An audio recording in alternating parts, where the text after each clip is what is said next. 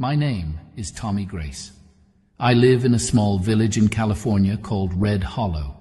It was once a place full of life, with kids playing in the streets and neighbors always stopping by to say hello. But everything changed one terrible day, and I'll never forget it. A few years ago, the ground shook so hard it felt like the whole world was breaking apart. The earthquake destroyed almost the whole village. I was in town getting supplies when it happened.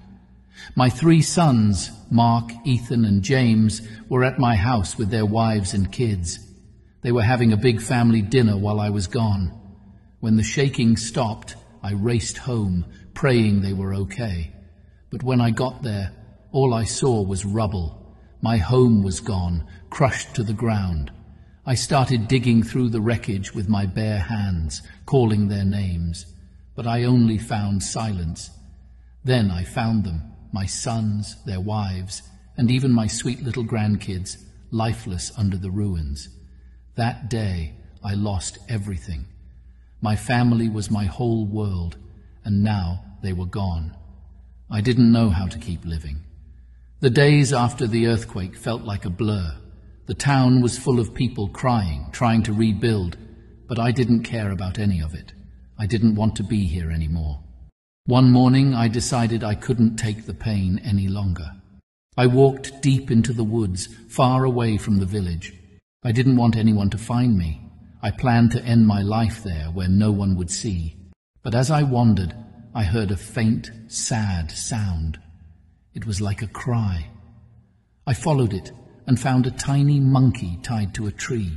He was skinny, dirty, and shivering with fear. His big brown eyes looked up at me, full of sadness.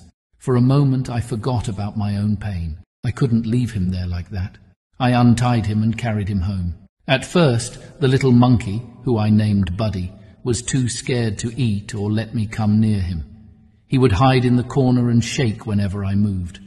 But I knew what it was like to be scared and hurt, so I gave him time. Slowly, he started to trust me. One night, when I couldn't sleep, I found my father's old rusty violin, which had also managed to survive the earthquake. It was covered in dust, but I cleaned it up and strummed a few chords. I hadn't played in years, but the sound brought back memories of happier times. Buddy came out of his corner and sat near me, tilting his head as if he was listening. From that night on, I played the violin every evening, and Buddy always sat by my side. One day, as a joke, I gave him the violin, urging him to try his hands on it. He clumsily touched the strings, making silly sounds that made me laugh for the first time in ages. Over time, Buddy started to get better. His tiny hands learned how to pluck the strings, and soon he was playing real music. Now, Buddy and I perform together.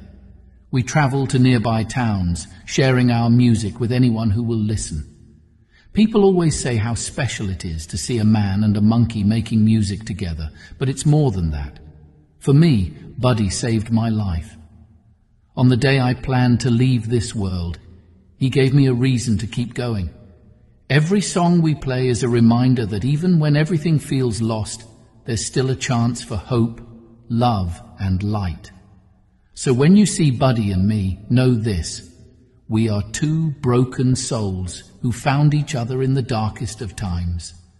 And together, we chose to keep living one note at a time.